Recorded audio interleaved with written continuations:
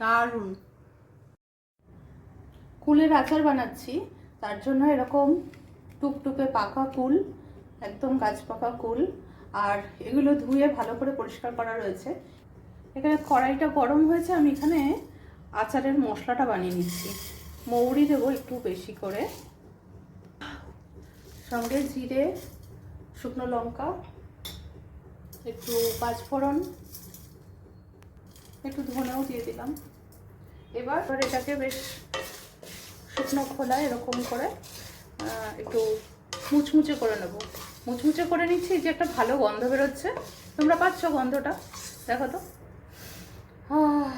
সুন্দর গন্ধ বেরোচ্ছে। এবার এটাকে গুঁড়ো করে রাখবো, এটা বেশ ভালো মুচমুচে হয়ে গেছে।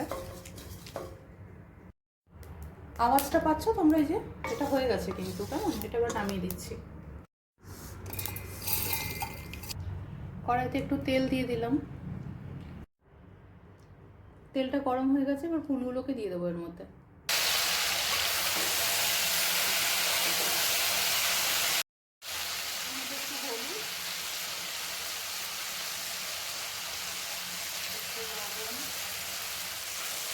ভালো করে কষিয়ে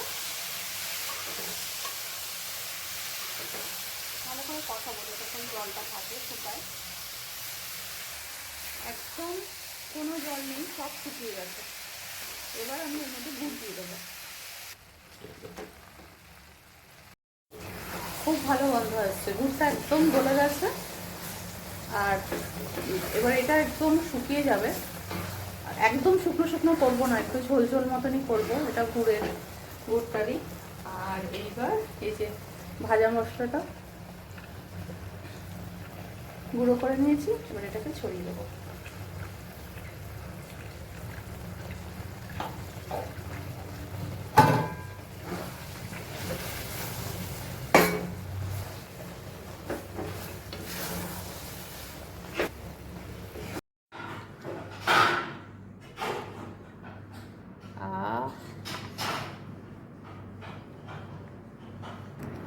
উপর থেকে একটু